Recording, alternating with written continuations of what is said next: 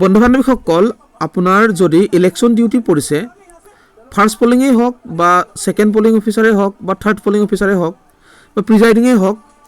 এই কথাকেইটা আপোনালোকে জনাটো বহুত ইম্পৰ্টেণ্ট মই এই পিডিএফখন পালোঁ চ' মই ভাবিলোঁ আপোনালোকক এই কথাকেইটা জনাওঁ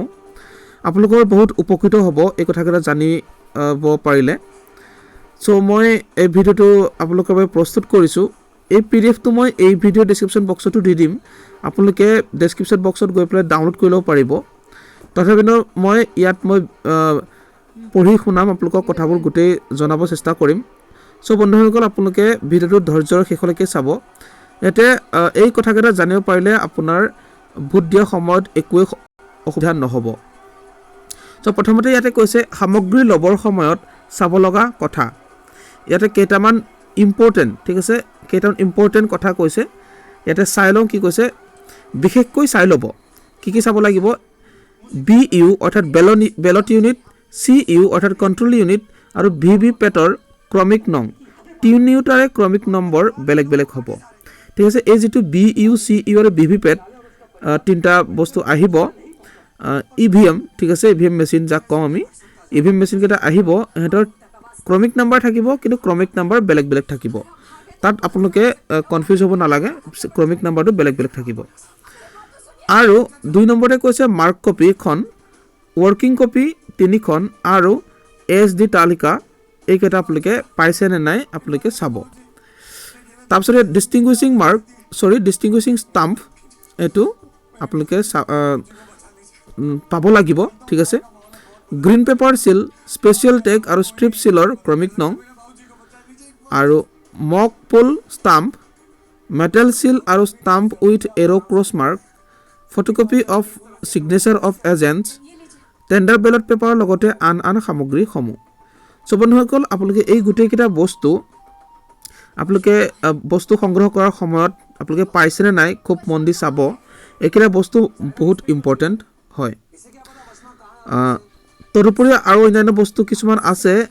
কেইটাও লাগিব কিন্তু এইকেইটা বেছি ইম্পৰ্টেণ্ট সেইকাৰণে ইয়াতে উল্লেখ কৰিছে তাৰপিছতে কৈছে আপোনাৰ ভোটদান প্ৰক্ৰিয়া সহজ হ'বৰ কাৰণে ইয়াত কিছুমান টিপছ দিছে নিৰ্বাচনৰ আগদিনা ৰাতিৰ ভাগত কৰিব লগা কাম ইয়াতে প্ৰথম পুলিং অফিচাৰজন কি কৰি থব আগদিনাখন ৰাতি অৰ্থাৎ ভোট যিদিনাখন হ'ব তাৰ আগদিনাখন ৰাতিৰ কথা কৈছে ইয়াতে কৈছে যে নিৰ্বাচনৰ আগদিনা ৰাতিয়েই ফাৰ্ষ্ট পলিং অফিচাৰজনে মাৰ্ক কপিত চিহ্নিত কৰি ৰখা PB অৰ্থাৎ পোষ্টেল বেলট ভোটাৰসকলৰ নামবোৰ এবাৰ ভালকৈ চাই থব এইসকল ভোটাৰে EVMত ভোট প্ৰদান কৰাৰ সুবিধা নাপাব কিয়নো EVMত ভোট প্ৰদান কৰাৰ সুবিধা কিয় নাপাব কাৰণ তেওঁলোক অলৰেডি পোষ্টেল বেলট যোগেদি ভোটদান কৰা হৈছে চ' তেওঁলোকৰ চিৰিয়েল নাম্বাৰসমূহ মাৰ্ক কপিত মাৰ্ক হৈ থাকিব হেতুকে মন দি চাবলৈ কৈছে ফাৰ্ষ্ট পলিংজনক চাই থলে পিছদিনাখন সুবিধা হ'ব এই কথাটো কৈছে চ' দ্বিতীয় পলিং অফিচাৰজনৰ কথা ইয়াতে কৈছে যে কাম কৈছে কি কাম হ'ব নিৰ্বাচনৰ আগদিনা ৰাতিয়েই ছেকেণ্ড পলিং অফিচাৰজনে 17A খন পৰীক্ষা কৰি চাব ক্ৰমিক নম্বৰ যদি ছপা হৈ আহিছে তেনেহ'লে সেয়া সঠিকভাৱে অৰ্থাৎ ধাৰাবাহিকভাৱে আছেনে নাই চাব যদি নাই লগে লগে শুদ্ধ কৰি ল'ব তেনে নকৰিলে ভোটদানৰ শেষত কণ্ট্ৰল ইউনিটৰ টোটেলৰ হিচাপৰ সৈতে 17A খনৰ হিচাপ নিমিলিব আনহাতে যদি ক্ৰমিক নম্বৰ যদি ছপা হৈ অহা নাই তেনেহ'লে প্ৰয়োজন অনুসাৰে ক্ৰমিক নম্বৰ দি ল'ব ধৰা হওক ভোট গ্ৰহণ কেন্দ্ৰটোত 500 ভোটাৰ আছে এতিয়া ছেকেণ্ড পলিং অফিচাৰজনে 17A খনত 350 মানলৈকে ক্ৰমিক নম্বৰ দি ল'লে তেখেতৰ 5 দিনা কাম কৰাৰ সুবিধা হ'ব চ' মই আশা কৰিছোঁ আপোনালোকে বুজিব পাৰিছে কিয়নো আপোনাৰ যদি ক্ৰমিক নাম্বাৰটো খেলিমেলি হয় তেতিয়াহ'লে কণ্ট্ৰল ইউনিটত দেখুওৱা যিটো টোটেল ভোট দিয়া যিটো কাউণ্ট মানে টোটেল ভোট সেইটো নিমিলিলে আপোনালোকৰ প্ৰব্লেম হ'ব সেইকাৰণে আপোনালোকে ক্ৰমিক নম্বৰটো ভালকৈ মন দি চাব যদি ক্ৰমিক নম্বৰটো তাত দিয়া নাথাকে তেতিয়াহ'লে আপোনালোকে নিজেই ক্ৰমিক নম্বৰটো ধুনীয়াকৈ লিখি ল'ব সেই কামটো আগদিনাখন কৰি থ'ব তেতিয়া পিছদিনাখন কাম সহজ হ'ব ইয়াতে কৈ 17A খনৰ যাৱতীয় কাম কৰি হোৱাৰ পাছত ছেকেণ্ড পলিং অফিচাৰজনে ভোটদানৰ দিনা ভোটাৰক দিব লগা ভোটাৰ শ্লিপখনত চহী কৰি থ'লে আৰু ক্ৰমিক number serial number of elector as per col 1 of the registered voter of 17A দি থ'লে 5 দিনা কাম কৰাত তেখেতৰ যথেষ্ট সুবিধা হ'ব। চ' বন্ধুসকল আপোনালোকে যিটো ভোটাৰক দিবলগীয়া ভোটাৰ শ্লিপখন আপোনালোকক আগদিনাখন ৰাতি চহী কৰি থ'লে আপোনালোকৰ পিছদিনাখনত কাম সহজ হৈ পৰিব। আপোনালোকে অনুমানিক এটা হিচাপ কৰি পেলাই চহী কৰি থৈ দিব। ধৰি লওক 500 যদি ভোটাৰ থাকে আপুনি ধৰি লওক 350 বা 400 ভোটাৰৰ কাৰণে শ্লিপ ইছ্যু কৰি থ'ব পাৰিব। থাৰ্ড পলিং অফিচাৰজনৰ কাম নিৰ্বাচনৰ দিনা ছেকেণ্ড পলিং অফিচাৰজনে ভোটাৰক প্ৰদান কৰা ভোটাৰ শ্লিপখন ভোটাৰৰ হাতৰ পৰা লৈহে থাৰ্ড পলিং অফিচাৰজনে বেলট ইছ্যু কৰিব। ছেকেণ্ড পলিং অফিচাৰজনৰ পৰা ভোটাৰৰ জৰিয়তে থাৰ্ড পলিং অফিচাৰজনে পোৱা ভোটাৰ শ্লিপবোৰ ভালকৈ গুজি থ'বলৈ তাৰ বা আন তেনেধৰণৰ বস্তু এটা আগদিনাই সাজু কৰি থ'ব। ভোটদানৰ দিনা অন্তিমজন ভোটাৰে ভোট দিয়াৰ পাছত থাৰ্ড পলিং অফিচাৰজনে ভোটাৰ শ্লিপবোৰ নিৰ্দিষ্ট খামত ভৰাই চিল কৰিব। চ' ইয়াতে থাৰ্ড পলিংজনে কি কৰিব লাগিব, এটা ছেকেণ্ড পলিং অফিচাৰজনে ইছ্যু কৰা যিবিলাক ভোটাৰ শ্লিপ সেই ভোটাৰ শ্লিপসমূহ থাৰ্ড পলিং অফিচাৰজনে ভোট দিয়া ব্যক্তিজনৰ পৰা সংগ্ৰহ কৰি পেলাই কোনো এটা মানে কালেকশ্যন কৰি থ'ব লাগিব, জমা কৰি থ'ব লাগিব। সেইকাৰণে সেইটোকে কৰিবৰ কাৰণে কোনো ধৰণৰ মানে ব্যৱস্থা কৰিবলৈ কৈছে। ধৰি লওক তাৰে হওক বা যিকোনো তেনেকুৱা ৰাখিব পৰা, সহজতে ৰাখিব পৰা এটা ব্যৱস্থা আগদিনাখনেই কৰি থ'বলৈ কৈছে। তেতিয়া পিছদিনাখন ভোটদান প্ৰক্ৰিয়া সহজ হৈ পৰে। আৰু প্ৰিজাইডিং অফিচাৰৰ কাম আগদিনাখন কি কৰিব প্ৰিজাইডিং অফিচাৰে? প্ৰিজাইডিং অফিচাৰজনে নিৰ্বাচনৰ আগদিনা ৰাতিয়েই তেখেতৰ হাতত থকা সকলোবোৰ ফৰ্মৰ লগতে এড্ৰেছ টেগত ভোটগ্ৰহণ কেন্দ্ৰৰ নং আৰু নাম লিখি সেইবোৰৰ নিৰ্দিষ্ট ঠাইত ডিষ্টিংগুইছিং ষ্টাম্প মাৰি ফৰ্মবোৰ খামে খামে সুমুৱাই থ'লে পাছদিনা পৰিকল্পনা অনুযায়ী কাম কৰাত তেখেতৰ সুবিধা হ'ব। চ' ইয়াতে আগদিনাখন কৰিবলগীয়া কামসমূহ উল্লেখ কৰিছে। তাৰপিছত পিছদিনাখন নিৰ্বাচনৰ দিনা পুৱাৰ ভাগত কৰিব লগা কাম। যিদিনাখন ভোট দান কৰিব, ভোট প্ৰক্ৰিয়া চলিব, সেইদিনাখন ৰাতিপুৱা কি কৰা হ'ব সেই কথাটো ইয়াতে উল্লেখ কৰিছে। আপোনালোকে মন দি ভিডিঅ'টো চাই যাওক। ভিডিঅ'টো অকণমান দীঘলীয়া হ'ব, কিন্তু আপোনালোকৰ এই ভিডিঅ'ৰ জৰিয়তে বহুত উপকৃত হ'ব। প্ৰথম কাম, পলিং এজেণ্টসকলৰ হাতৰ পৰা এপইণ্টমেণ্ট লেটাৰ লোৱা আৰু এণ্ট্ৰি পাছ দিয়া। তাৰ লগত AC অৰ্থাৎ account of entry pass issue to polling agent ফৰ্মখন পূৰণ কৰা। দ্বিতীয়তে আছে মক পোলৰ বাবে EVM সাজু কৰা। EVM কেনেকৈ সাজু কৰিব ইয়াতে উল্লেখ কৰিছে। EVM কেনেকৈ সাজু কৰিব, তাৰ বাবে প্ৰথমে বেলট ইউনিটৰ কেবুলটো VVPATত লগাব আৰু VVPATৰ পিছফালে থকা ক'লা ৰঙৰ ডাঙৰ নোবটো সোঁহাতে ঘূৰাই 90 ডিগ্ৰী কৰি ল'ব আৰু সৰু নোটটো একত নাথাকিলে এক লৈ আনিব। তাৰ লগতে VVPATৰ গাতে থকা কাগজ জমা হোৱা বাকচটোৰ ভিতৰত কোনো কাগজৰ টুকুৰা আছেনে নাই তাক পৰীক্ষা কৰিব আৰু কোনো কাগজৰ টুকুৰা থাকিলে তাক তাৰ পৰা আঁতৰত ৰাখিব। তাৰ পাছত VVPATৰ কেবুলটো কণ্ট্ৰল ইউনিটত লগাব। এইবাৰ কণ্ট্ৰল ইউনিটৰ ছুইচটো অন কৰিব। এনেদৰে EVM সাজু হোৱাৰ পাছত পৰ্যায়ক্ৰমে তলৰ কামবোৰ কৰিব। চ' বন্ধুসকল, আপোনালোকে সকলোবোৰ কথা জানিব পাৰিছে, কাৰণ আপোনালোক অলৰেডি এই সন্দৰ্ভত প্ৰশিক্ষণ প্ৰাপ্ত হৈছে। চ' সকলো কথা আপোনালোকে জানিব পাৰিছে, কিন্তু এই ভিডিঅ' বনোৱাৰ কাৰণ এইটোৱে যে আপোনালোকক জাষ্ট আকৌ এবাৰ মনত পেলাই দিয়া। চ' ইয়াতে সাজু কৰাৰ পাছত কি কৰিব লাগিব, মক পোলৰ বাবে এনেদৰে EVM সাজু কৰি লোৱাৰ পাছত CRC কৰিব। ঠিক আছে। তাৰপিছতে কৈছে CRC কৰাৰ পাছত পলিং এজেণ্টসকলৰ হতুৱাই ভোট দান কৰাব। মনত ৰাখিব লাগিব মক পোলত যাতে অতি কমেও 50টা ভোট দান হয়, আনহাতে 9টাত অতি কমেও 3টা ভোট দান কৰিব লাগিব। তাৰপিছতে গত থাকিলে ভোট দান হোৱাৰ পাছত পলিং এজেণ্টসকলক VVPATৰ কাগজত জমা হোৱা বাকচটোৰ ভিতৰত জমা হোৱা কাগজৰ টুকুৰাবোৰ উলিয়াই আনি ভোট দানৰ সৈতে মিলিছেনে নাই তাক প্ৰথমে দেখুৱাব আৰু তেওঁলোক সন্তুষ্ট হোৱাৰ পাছৰ পৰৱৰ্তী পৰ্যায়লৈকে যাব। ঘৰত কৈছে এইবাৰ পলিং এজেণ্টসকলক দেখুওৱা ভিভিপেটৰ কাগজখিনিৰ পিছফালে মকপুল বুলি লিখা চিলটো মাৰি কলা ৰঙৰ পেকেটটোত ভৰাই বন্ধ কৰিব আৰু তাত যাৱতীয় চহী কৰি তাক পুনৰ সৰু প্লাষ্টিকৰ টেমাটোত ভৰাই নিৰ্দিষ্ট আঠাযুক্ত কাগজ পিংক পেপাৰ চেলেৰে পুনৰ চিল কৰিব আৰু তাতো পুলিং এজেণ্টসকলৰ চহী লোৱাৰ লগতে প্ৰিজাইডিং বিষয়াই চহী কৰি পুলিং ষ্টেচনৰ নিৰ্দিষ্ট ডিষ্টিংগুইছিং ষ্টাম্প মাৰিব। উঙত কৈছে যে CUত পুনৰ CRC কৰিব। আপোনালোকে এই কথাটো নাপাহৰিব। আপোনালোকে যেতিয়া মকপুল কৰিব, মকপুল কৰাৰ পাছত আপোনালোকে CRC কৰিবলৈ নাপাহৰিব। CRC নকৰিলে মকপুল কৰা গোটেই ভোট কাউণ্টিং হ'ব আৰু আপোনালোকৰ ভোট গোটেই কথাটো খেলি মেলি হৈ যাব। চ' আপোনালোকে CRCটো পুনৰ কৰিবলৈ নাপাহৰিব।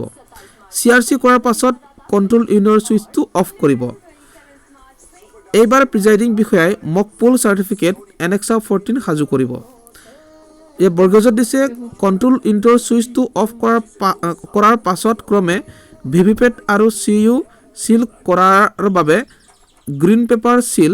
স্পেচিয়েল টেগ, ষ্ট্ৰিপ চিল আৰু এড্ৰেছ টেগ সাজু কৰিব। ব্যৱহাৰ কৰিব বিচৰা গ্ৰীণ পেপাৰ চিল, স্পেচিয়েল টেগ, ষ্ট্ৰিপ চিল আৰু এড্ৰেছ টেগ পলিং এজেণ্টসকলে চহী লোৱাৰ লগতে প্ৰিজাইডিং বিষয়াই চহী কৰিব লাগিব। আৰু তাত পলিং ষ্টেচনৰ নিৰ্দিষ্ট ডিষ্টিংগুইছিং ষ্টাম্প মাৰিব। লগতে প্ৰিজাইডিং বিষয়াই ব্যৱহাৰ কৰিব বিচৰা গ্ৰীণ পেপাৰ চিল, ষ্ট্ৰিপ টেগ আৰু ষ্ট্ৰিপ চিলৰ ক্ৰমিক নম্বৰসমূহ কাগজত টুকি ৰাখিব। কাগজবোৰ সাজু হোৱাৰ পাছত ক্ৰমে ভিভিপেট আৰু CU চিল কৰিব। ভিভিপেট আপোনালোকে চিল কৰিব লাগিব। যিটো আমাৰ পেপাৰ যিবিলাক মানে শ্লিপ ওলাই সেই যিটো বাকচ আপোনালোকে চিল কৰিব লাগিব। আপোনালোকে কথাটো বুজিব পাৰিছেই, জাষ্ট মনত পেলাই দিয়া হৈছে। আৰু ভিভিপেট আৰু কণ্ট্ৰল ইউনিটৰ চিল হোৱাৰ পাছত কণ্ট্ৰল ইউনিটৰ ছুইচটো অন কৰি প্ৰকৃত ভোট গ্ৰহণৰ বাবে সকলো সাজু হ'ব। এবাৰ পৰা আপোনালোকে প্ৰকৃত ভোট দিব পাৰিব। তাৰপিছত তৃতীয় কামটো কৈছে প্ৰকৃত ভোট গ্ৰহণৰ প্ৰাক মুহূৰ্তত প্ৰিজাইডিং বিষয়াই ভোট গ্ৰহণ প্ৰক্ৰিয়া আৰম্ভ হোৱাৰ ঘোষণা দিব। তেখেতে এনেক্সাৰ 5 Part 1 পূৰণ কৰি declaration by the presiding officer before the commencement of the পোলৰ ঘোষণা দিব। তাৰপিছত ইয়াতে সেইদিনাখন আচল ভোট কৰাৰ প্ৰক্ৰিয়াত ইয়াত কৈছে নিৰ্বাচনৰ দিনা ভোট গ্ৰহণ আৰম্ভ হোৱাৰ পৰা ভোট গ্ৰহণ সমাপ্ত হোৱাৰ আগলৈকে কৰিব লগা কাম। ইয়াতে কৈছে যে প্ৰতি 2 ঘণ্টাৰ মূৰে মূৰে ভোট গ্ৰহণৰ হিচাপ কৰা। তাৰ বাবে কণ্ট্ৰল ইউনিটৰ টোটেল বুটাম টিপি মাৰিলেই হ'ব। এই হিচাপ কেনেকৈ কৰিব তাৰ এটা নমুনা দিলোঁ। ইয়াতে নমুনা এটা দিছে। ধৰা হওক 7 বজাত প্ৰকৃত ভোট গ্ৰহণ আৰম্ভ হ'ল। 9 বজাত কণ্ট্ৰল ইউনিটৰ টোটেল বুটাম টিপি মাৰি হিচাপ পালোঁ 125। আকৌ 11 বজাত কণ্ট্ৰল ইউনিটৰ টোটেল বুটাম টিপি মাৰি পালোঁ 256। এতিয়া আমি কেনেকৈ প্ৰতি 2 ঘণ্টাত কিমান ভোট গ্ৰহণ কৰিলোঁ হিচাপ কৰিম। তাৰ বাবে তলৰ চাৰ্টখন দিয়া হৈছে। এইখন চাৰ্ট দিছে, আপোনালোকে এইখন চাৰ্ট ভালকৈ চাই ল'ব। ইয়াতে একো প্ৰব্লেম নাই, ঠিক আছে। প্ৰথম যিটো 7টাৰ পৰা 9টালৈকে ভোট হ'ল 125 হ'ল, এইটো 125।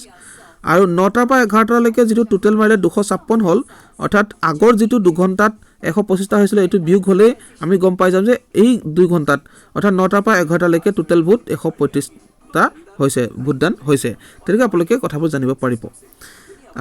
এতিয়া যদি মুঠ ভোটদানৰ হিচাপ কৰিব লগা হয় তেনেহ'লে অন্তিমজনে ভোটাৰে ভোট প্ৰদান কৰাৰ পাছত কণ্ট্ৰল ইউনিটৰ টোটেল বুটাম টিপি মাৰিলেই প্ৰকৃত ভোটদানৰ হিচাপ পাব।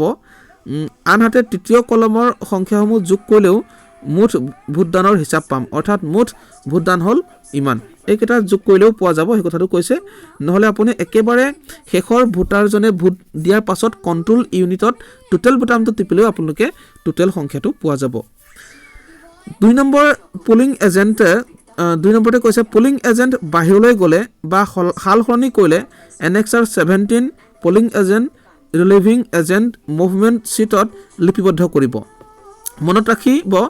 3 বজাৰ পাছত কোনো পলিং এজেণ্ট বাহিৰলৈ যাব নোৱাৰে বা সাল সলনি কৰিব নোৱাৰে। আৰু কোনো ভোটাৰৰ বয়স সম্পৰ্কে সন্দেহ উপজিলে অৰ্থাৎ 18 বছৰ বয়সতকৈ কম বুলি সন্দেহ উপজিলে এনেক্সাৰ 7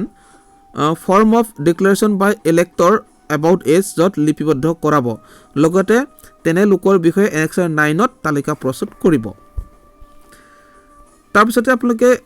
এইটো জানিব পাৰিছে ইয়াত কোনো অন্ধ বা অক্ষম ভোটাৰৰ লগত অহা ব্যক্তিৰ পৰা গোপনীয়তা সম্পৰ্কে annexure 10 declaration by the companion of blind infirm ইলেক্টৰত লিপিবদ্ধ কৰাব তাৰপিছতে কৈছে ভোটগ্ৰহণ চলি থকাৰ সময়ত ভোটগ্ৰহণ কেন্দ্ৰলৈ অহা বিষয়াসকলৰ মতামত ভিজিট চিটত লিপিবদ্ধ কৰাব কোনো ভোটাৰে টেষ্ট ভোট দিব বিচাৰিলে প্ৰথমে এনেক্সাৰ 15 ডিক্লেৰেশ্যন আণ্ডাৰ ৰুল 49 এমএত লিপিবদ্ধ কৰাই লৈহে টেষ্ট ভোট দিবলৈ দিব টেষ্ট ভোট দিবলৈ এনেক্সাৰ 15 পূৰণ কৰাৰ পাছত ভোটাৰজনে আকৌ এবাৰ ছেকেণ্ড পলিং অফিচাৰৰ হাতত থকা 78 তেওঁৰ সবিশেষ লিপিবদ্ধ কৰাব লাগিব আনহাতে এইবাৰ ছেকেণ্ড পলিং অফিচাৰজনে 78 তেওঁৰ সবিশেষ লিপিবদ্ধ কৰোঁতে ৰিমাৰ্কছৰ ঘৰত টেষ্ট ভোট বুলি লিখি থব আনহাতে টেষ্ট ভোটত তেওঁ মিছা প্ৰমাণিত হ'লে লগে লগে annexure 6 letter of complain to the SHO police যোগে পুলিচক অভিযোগ দি তেওঁক পুলিচৰ হাতত গতাই দিব টেণ্ডাৰ ভোটৰ কথা কৈছে ইয়াতে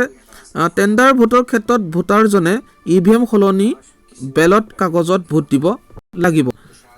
তেনে ভোটাৰক বেলট কাগজখন দিয়াৰ পূৰ্বে প্ৰিজাইডিং বিষয়াই তেওঁৰ সবিশেষ 17Bত লিপিবদ্ধ কৰিব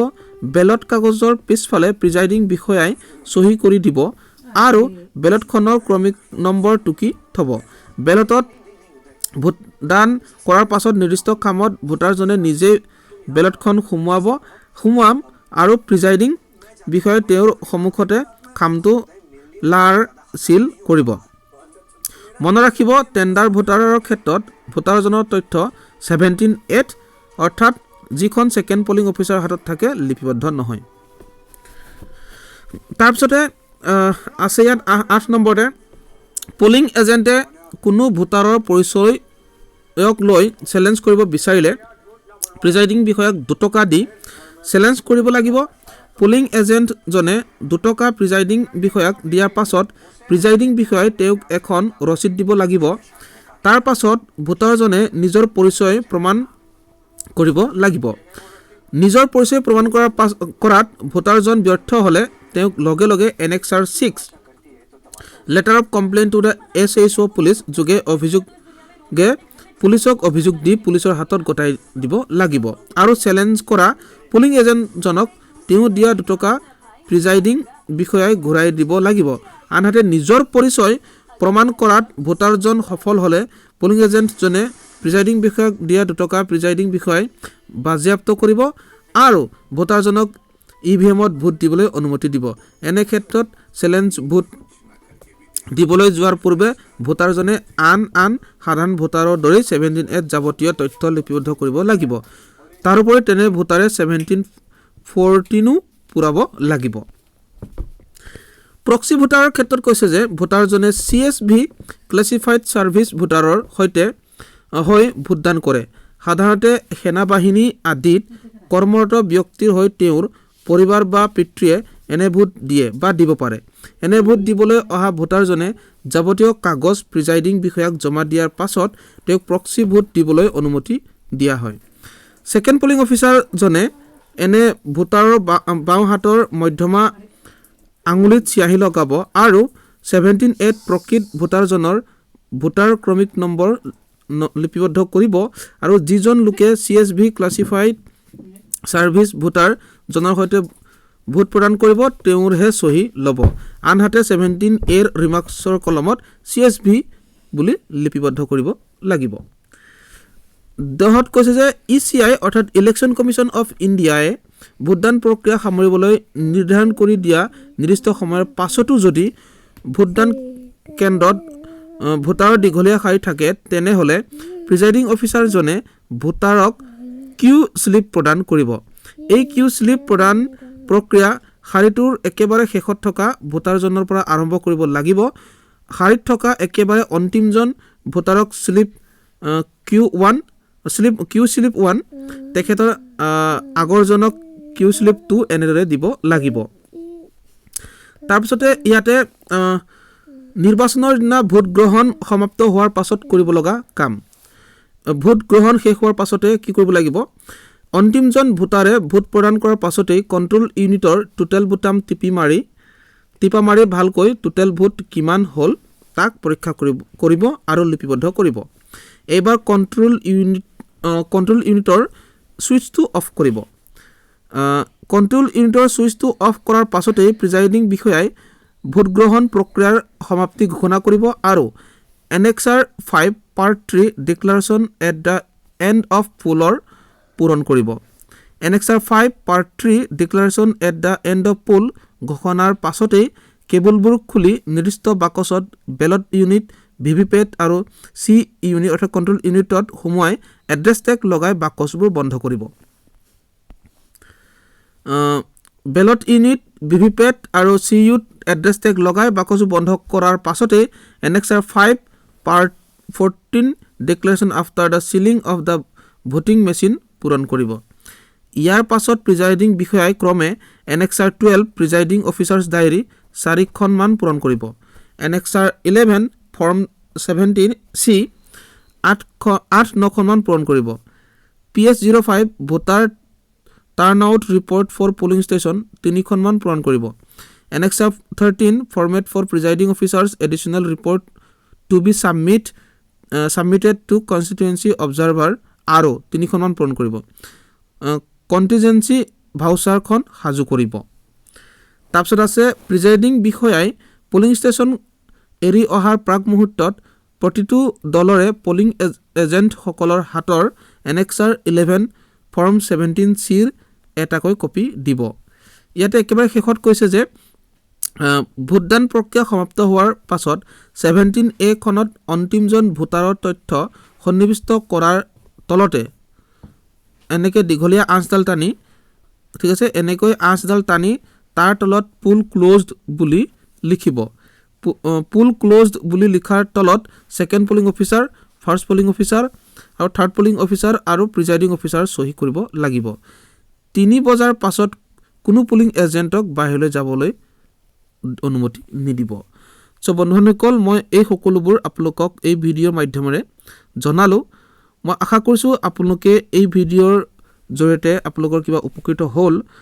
আপোনালোকৰ যদি সঁচাকৈ কিবা উপকৃত হ'ল বুলি ভাবিছে ভিডিঅ'টো লাইক কৰি দিব আৰু আপোনালোকৰ বন্ধু বান্ধৱীসকলৰ লগত যাতে শ্বেয়াৰ কৰি দিব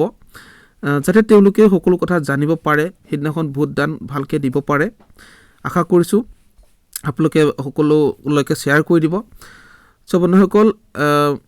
মোৰো আপোনালোকলৈ শুভকামনা থাকিল আপোনালোকে ভালে কুশলে ভোট দি